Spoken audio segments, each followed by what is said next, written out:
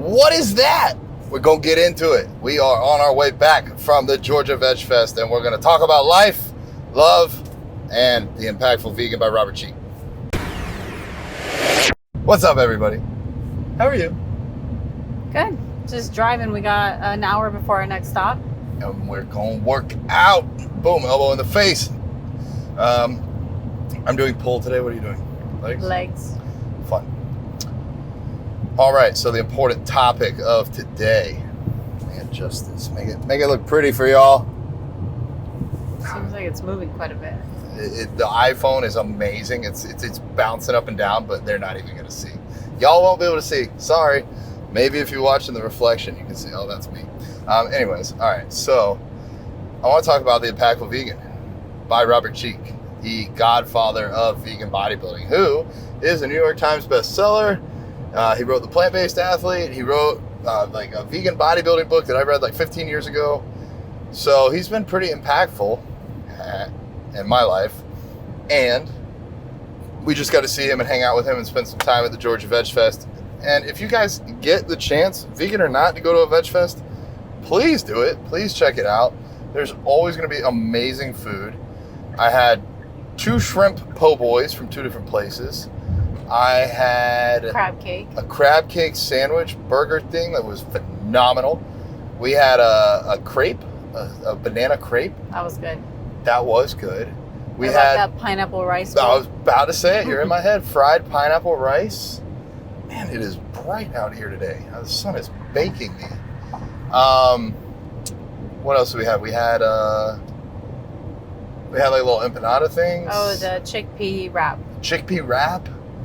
Y'all check it out on Instagram. I posted a little bit, and it'll be coming soon, probably by the time this is out for Vegans Explore. You'll be able to see it. It's still a little crooked, but okay.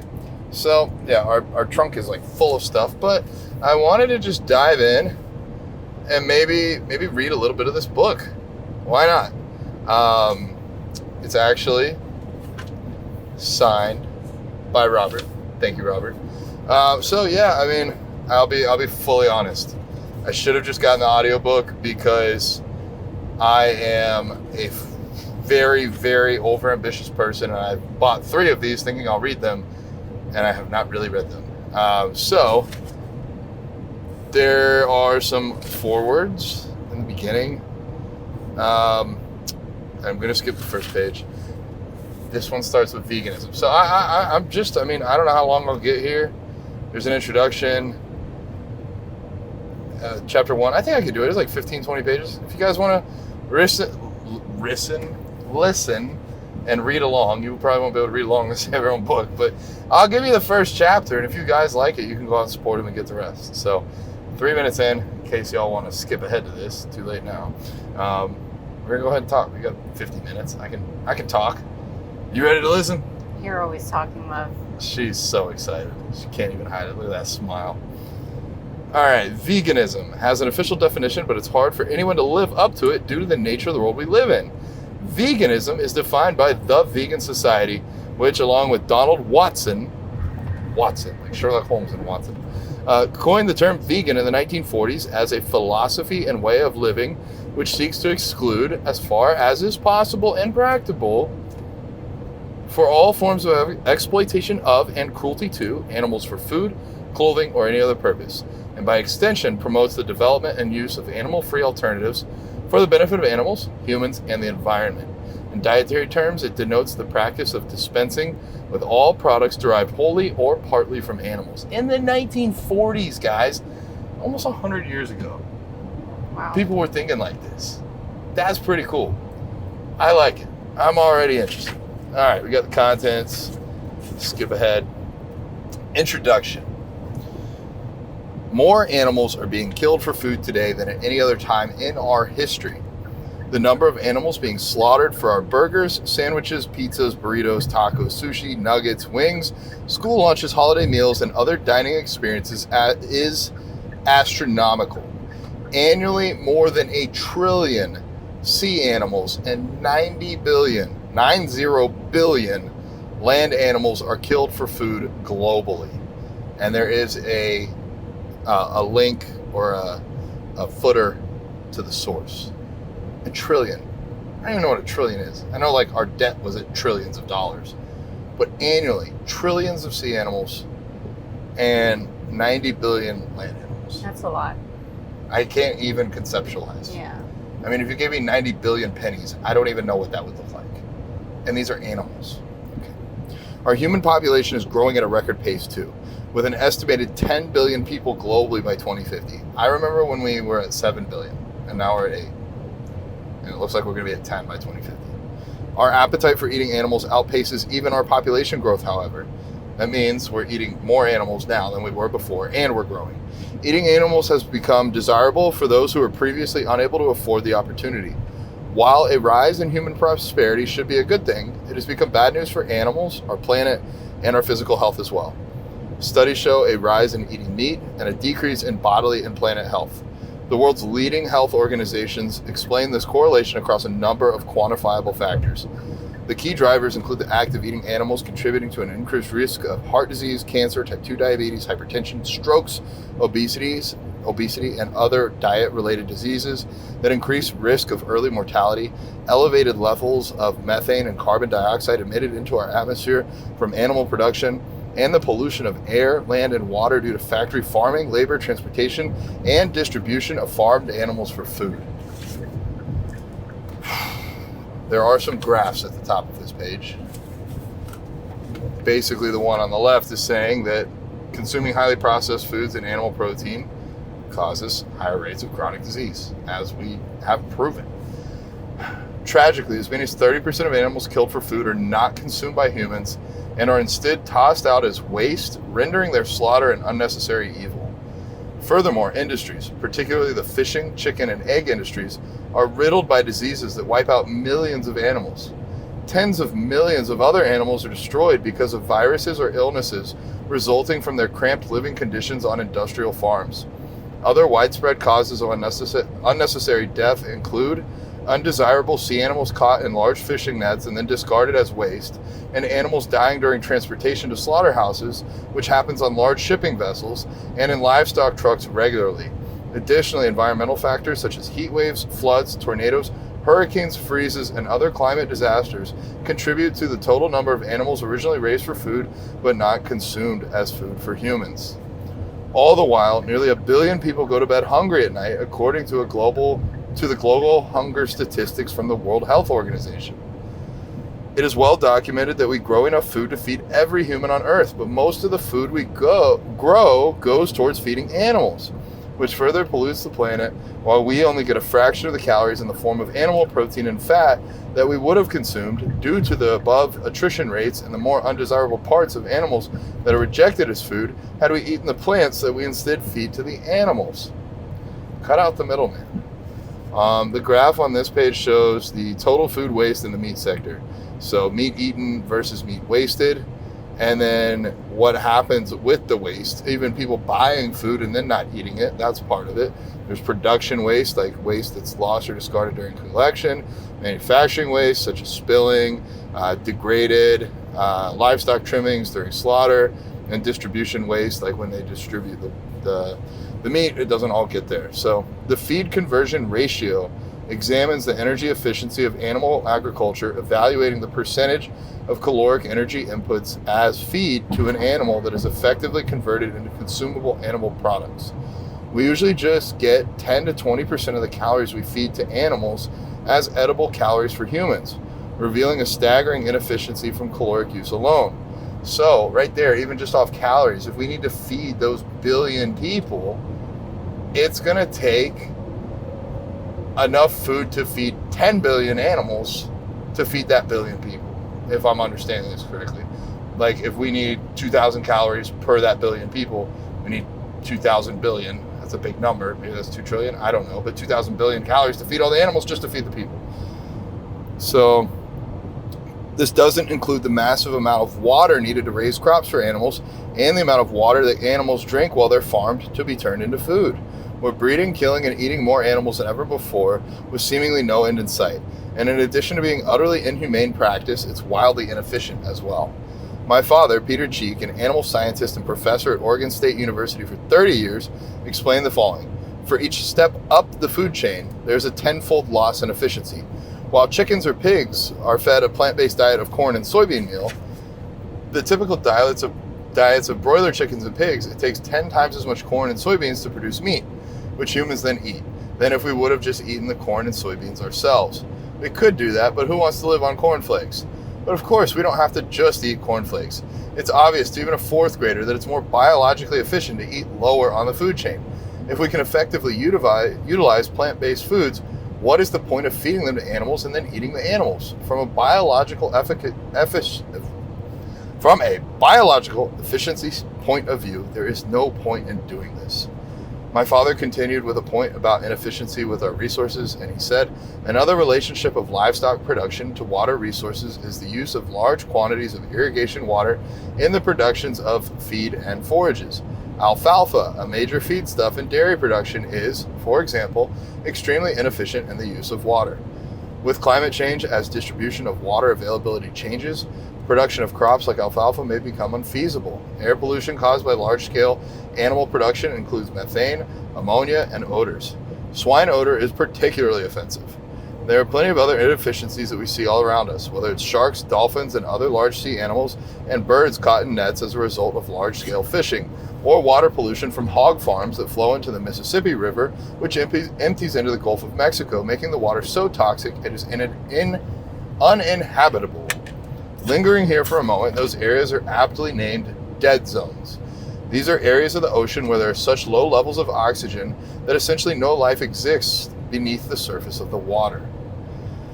For most of us, the animals we eat don't come from small farms or family farms like back in the old days. Today, 99% of animals slaughtered for food are grown in so-called efficient factory farms. We just learned it can't be efficient because it takes 10 times as many calories plus all the water, where the objective is to feed, breed, house, and slaughter as many animals as possible in a small space and as small of a space as possible, as quickly as possible, in order to maximize profits. Things never go wrong when all we do is focus on the money, right? This means that tens of thousands of chickens share a single barn together, with hundreds of thousands of chickens cramped into many barns on an individual industrialized farm, unable to spread their wings due to the density and confinement. This is a common practice in today's factory farm house animal agriculture. Factory farms, feedlots, and confinement operations are responsible for producing the vast majority of the animal protein we consume as a society in the United States and in many places of the world. They have a feed conversion ratio chart at the top. So 1.9 pounds of feed produces 1 pound of chicken. 3.9 pounds of feed produces 1 pound of pork. 8 pounds of feed produces 1 pound of beef. It's just not efficient. Indeed, we have reached the highest number of animals consumed on a daily basis in history, particularly because of the rise in popularity of eating smaller animals, fish and chickens. This causes more total suffering than the result of eating larger animals. And it takes more than 100 chickens to produce the same amount of edible meat that a cow produces. Paired with the fact of our growing human population, 98% of all babies will, at the current rate, grow up to be omnivores, based on a global statistic of just 1% to 2% of humans following a plant-based diet, while likely raising their children to do the same. This makes for an uphill battle for the vulnerable animals among us who are the most likely to end up as menu items on dinner plates. This might look like a battle that is destined to be lost. I think Allie was ready for something positive. This might look like a battle that is destined to be lost, but there are plenty of reasons to be hopeful that positive change can and will take place for animals, especially farmed animals, to experience better lives. Where do we find hope in the wake of such staggering statistics? We look to books, like this one. There's always hope. There's always hope. Movements that are underway and being led by people like you. Oh, he's talking about me. It's not always about you, John. It's not always about me, she says. It could be about you. It could be about us. Anyways, people like you, the listener, thank you. Trying to be the change. Trying to be the change. And the people profiled in these pages. And we draw on history, which has often shown brighter days ahead. Consider how far human struggle for independence, sovereignty, safety, autonomy, and freedom has come, even if we still have far to go. I kind of said that like Robert. I know how his voice sounds. Anyways, believing in a brighter future is crucial, but taking action to create a brighter future is what will fully get us there. We also look to experts for insights. My father shared the following speculation. My prediction is that factory farming of animals will be a temporary blip in agriculture history. It is simply not sustainable to confine huge numbers of animals in a small space. Combined with technological advancements in food production, perhaps my father's prediction will come true. Hopefully, sooner rather than later. Guys, which side of history do you want to be on? We can go back and look at other things. We can look at slavery. We can look at the Holocaust. I'm going to touch on some buttons there. Look at gay rights. Look at the ability for women to vote. Like, we can see the writing on the wall. There were people that opposed change. And I get it. Change is scary. Change is hard. But what side of history do you want to be on? I know where I want to stand. There are measurable ways to effectively reduce animal suffering. Approaches that have been evaluated based on a diverse criteria of efficacy and have been determined to be efficient, impactful, and demonstrably influential. Robert, you're killing me with these big words. I can read them, but it's hard to say them. We're really testing your reading skills. I haven't read a book out loud in ages. I read all of the Harry Potters to my little brother.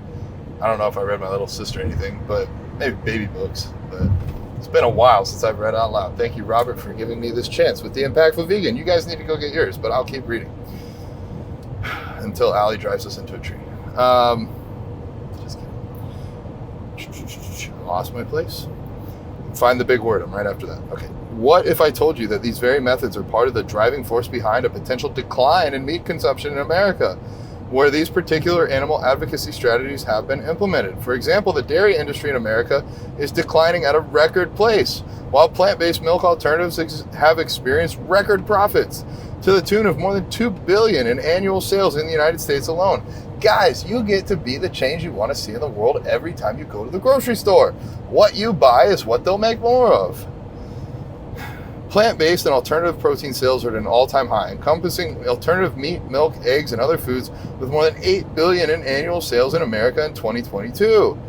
The reshaping of grocery store refrigerator and freezer sections is taking place before our eyes in America and in other parts of the world like the UK.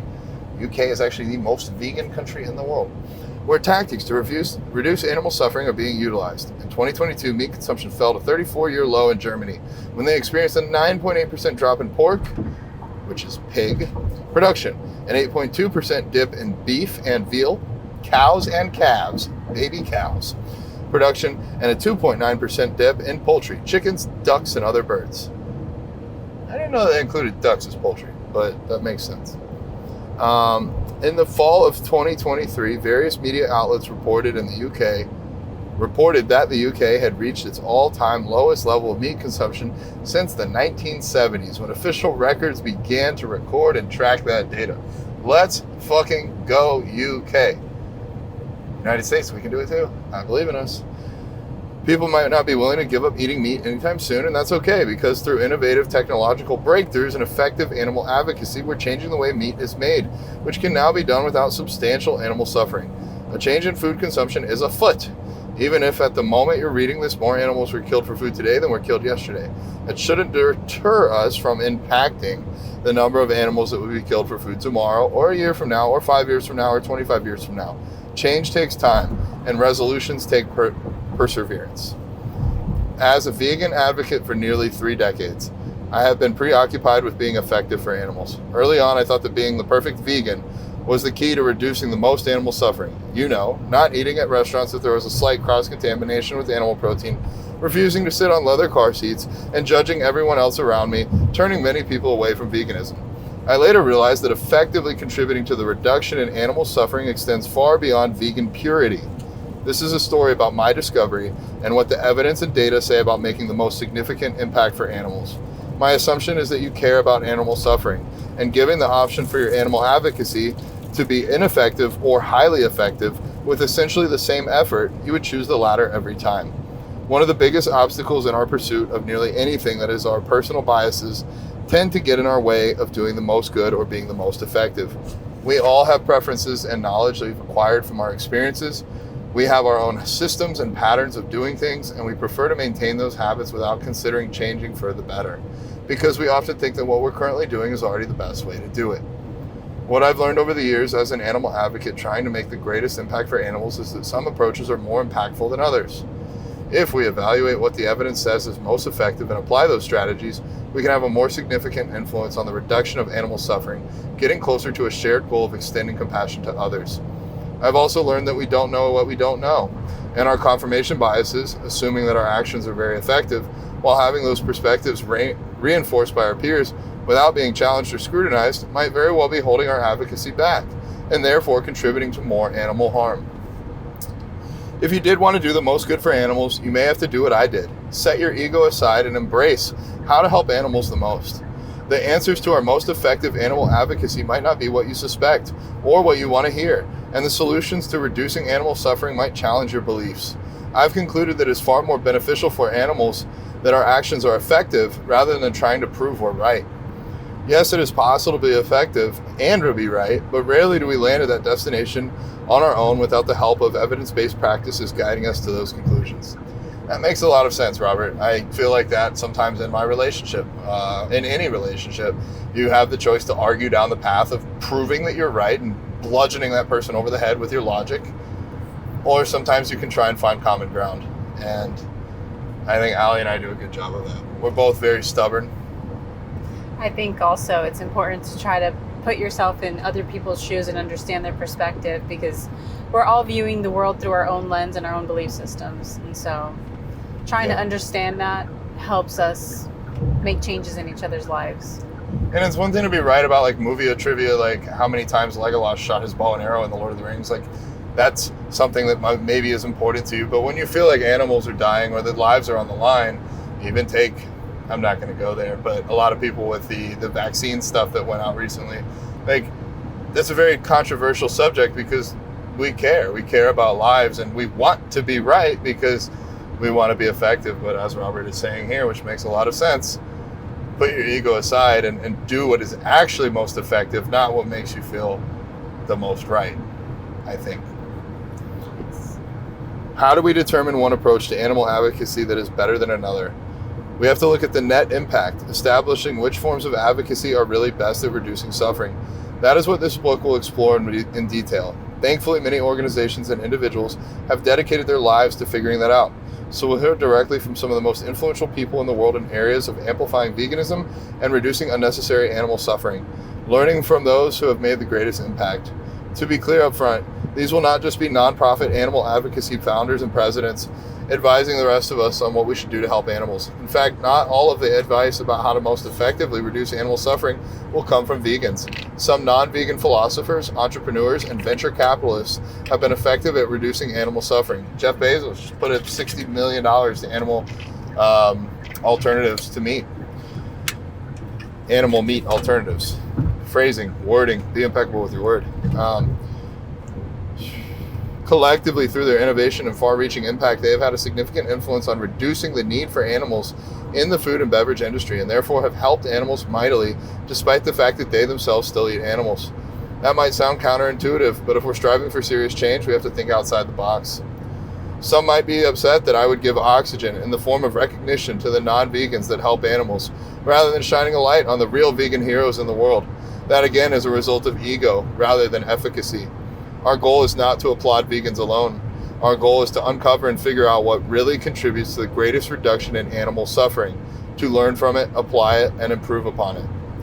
You will read stories of influential companies, nonprofits, animal sanctuaries, and individuals who are committed to what I am calling effective vegan altruism, a term we will explore more in the first chapter. Briefly, effective altruism is about figuring out how to do the most good for others and implementing those actions, whatever they turn out to be. That's like how I try to live my life. That's why it's so hard for me to turn off, because maybe you see the end game where I need more time to recharge, but I see recharging time as time that is wasted before I die. It's a battle. It's a battle. I know this is a battle you constantly face, and I try to keep reminding you, this is a marathon. This isn't a sprint. So we need you to continue this marathon for the long haul. And if you don't take time and space to breathe, recharge, and gather your energy, you're going to exhaust yourself before you get to the end. Guys, if you're looking for a partner, girls too, make sure they compliment you and that they don't bring you down on your mission, but they actually strengthen you. Even if it challenges you, even if it's hard, just like this book, to let the ego go and say, I don't need to recharge. I do better work the day after I get a good night's sleep. I do better work after we wake up and have some intentional time in the morning like we did today. So, listen to people that know what the hell they're talking about. Effective vegan altruism is about figuring out how to do the most good for animals, and in particular farmed animals killed for food, which are the most abused animals in the largest quantities, and implementing those actions whatever they turn out to be. Effective vegan altruism is a practice like leadership, mentoring, or yoga that will never be perfect, but it will continue to evolve with the constant exploration of what does the most good for the animals. I think for me, like, a lot of vegans really hate hunters. They think, how could you be so cool to go out with a gun or a bow and kill this animal? It's so horrible. But, like, honestly, if I had to pick, if you said pick one hunter that kills an elk and it feeds him for the whole year, or one person that just goes to KFC every day and kills a chicken every day, 365 chickens or one elk. I'm not saying that everyone should go hunt elk and that that's great. I'm saying if you're going to do one or the other, you know you're going to do one or the other, you're not willing to change, which one causes more pain and suffering? But anyways, I keep my own 2 cents somewhat out of this. I'm going to plant this flag right here and say that I am an effective vegan altruist, which I have been for the entirety of my adult life. Robert, I would agree. Even if it took me decades to understand there was a term to describe my type of vegan advocacy, for as long as I can remember, dating back to my early teenage years of veganism, decades ago, I wanted to be effective in my outreach for animals, and I was committed to making a measurable difference. I wasn't satisfied by merely being a vegan, avoiding contributing to unnecessary animal suffering, and I was hell-bent on being effective for the cause. This manifested in many ways and took on different shapes and forms throughout my life, ultimately leading me to realize that writing, public speaking, and leading by positive example and creating what I have called the Vegan Strong Method are all part of the most effective ways to help animals. Nearly all new vegans are passionate about their lifestyle, but in addition to the passion, I had effectiveness on my mind. I used athleticism as my vehicle to drive the message of compassionate veganism home. By becoming a champion vegan athlete, I showed that I built my body without consuming animal protein. That is something I've been sharing with audiences for nearly 30 years, showing millions of others that they can do the same. My motto was, anything you can do, I can do vegan. And has become cliche in the vegan world at this point because so many vegans have proven this to be true. From Olympic gold medalists to award-winning scientists to successful entrepreneurs to parents raising vegan families, vegan living has never been easier or more practical. And I'll say, hell yeah, I've been vegan 18 years. I was never passionate. I was always passionate about being vegan, but I was definitely afraid to speak up about it. I was never that new vegan that told everyone. I'm actually like a new vegan right now. This is my time for activism personally, and it is so much easier now than 18 years ago. There are so many options. I grew up on a farm and became vegan for the animals at age 15 in 1995, weighing 120 pounds as a 5-sport high school athlete. I was primarily a long-distance runner, but also played soccer, basketball, and tennis. I wrestled, competed in track and field, cycled recreationally, and dabbled in weightlifting. After adopting a plant-based diet, I continued to excel as a vegan athlete throughout the rest of high school, and then I ran for the cross-country club at Oregon State University the following year. I went to school in Salt Lake City, Utah to become a licensed massage therapist, and during that time, I discovered the sport of bodybuilding in 1999. I pursued competitive bodybuilding for a full decade, from 2001 to 2011, becoming a champion vegan bodybuilder and producing and releasing a documentary, Vegan Fitness Built Naturally, 2005. I grew from 120 pounds to 220 pounds through the years, showing a natural, drug-free approach to bodybuilding, showing clearly that we can build our bodies without eating animals. I wrote and published 4 books on the subject, including the New York Times bestseller, The Plant-Based Athlete, which I co-wrote with Matt Frazier. And I've been speaking on a tour for nearly 2 decades, sharing my story of transformation from a skinny kid to champion vegan bodybuilder. And there's a photo. My journey to effective vegan altruism has taken me around the world. I speak at plenty of vegan events, empowering those audiences with many of the advocacy principles you'll find in this book, but most of my time these days is spent interacting with people who are not vegan, aiming to have a meaningful influence on them, leading to an effective reduction in animal suffering by inspiring people to change their eating habits. I've had many great role models, teachers, and colleagues who have paved the way and led by example, focusing on results, not on ego or on being right. Any contributions I have been fortunate enough to make to the vegan movement are a result of those who came before me, like my older sister who carved the path out for me to follow. I wrote this book to be a useful tool for you to incorporate proven strategies into your approach to effective animal advocacy. Together, as effective vegan altruists, we can make an incredible impact on the planet. Robert gives a shout out to his sister who helped him go vegan. I want to give a shout out to Tommy Ray. She helped me go vegetarian at 10. I went vegan after reading a PETA magazine at 13. I was told at 15 I could not be a vegan bodybuilder. I was told there was no way to do it. Shortly after, I found the first book by Robert. Robert, if it wasn't for you, I don't think I'd be here today. I think you cleared a path for people like me, people like Tori Washington, Natalie Matthews, to start making this something that we can do, that we can show vegan athletes, can be in the bodybuilding space, can be in really any athlete in any space. But I was told by so many people I couldn't, but I got to see that you did. And I'm happy to be here in your steps behind you and hopefully clearing some more of that path for all these people, all these gifted, wonderful athletes that are going to come after me and do way more than me. So that's the intro to the Impactful Vegan. Maybe if I get really spicy, I'll try and do chapter 1. Should probably get permission from Robert to do this in the first place. So there may be a slight delay on the release of this. Allie, thank you for putting up with all that you do and supporting me. Guys, I would not be doing the stuff that I'm doing. I literally couldn't be doing this right now because Allie would not be driving. I would have hit a tree 29 minutes ago. So I could not be doing what I'm doing without her. She does more behind the scenes than you'll ever know. And I'm just very grateful. I'm in a good mood. Today's a good day. Best day ever, maybe. And we're driving to St. Augustine. Oh, and we're going to St. Augustine. Guess who's about to have a birthday? I don't know. Maybe we'll vlog it, maybe we won't. I think we just really need some time to I want to go back to connect. this and say thank you for being a big part of my journey in becoming a vegan.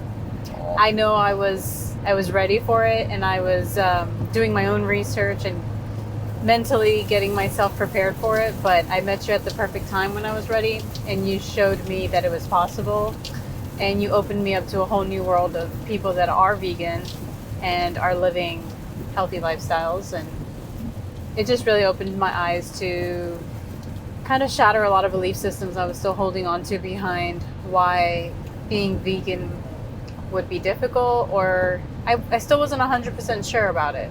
I knew my heart wanted it. I knew my consciousness was asking me to elevate to that level, but there was still some belief systems that made me feel stuck, and you kind of just held my hand and crossed me over to the other side of the bridge. So thank you. Well, I will take credit for that. I held her hand and helped her cross to the other side, but she had already walked the 20 miles or whatever uphill through the snow both ways to get there. I think people that are healthy and somewhat healed on their own journey are empathetic, and I don't think any human, I genuinely don't think any human, short of maybe those that have truly mental health issues, enjoy seeing other animals die. I don't think anyone enjoys it. I think some people put up with it. I think some people justify it. But I think given an opportunity to, like we don't use horses for glue anymore. I don't think anybody wants to see a horse turned into glue. And so if we can find a different way to make meat instead of from animals and show that it's healthy and show people the way, I think they want to. Just there's a lot of unknowing, and like 15-year-old me, everybody told you it can't be done, but I'm here to try and show that it can. Now we got Allie on board. I got my super strong support system here. So anyways, guys, Impactful Vegan by Robert Cheeke. Check it out. It's on Amazon. You can get it on Audible if you don't want to listen to me read it anymore. Would really, really appreciate it if you guys support him. Even if you just share his stuff on Facebook or on Instagram, anything you can do helps. And with that, send this to everyone, including your mothers, brothers, nieces, exes, nephew, and I think that used to start out like send it to your brother, your mom. I used to say I'll send it to everyone, including Alex's goats. All right, Bodybuilding Vegan out.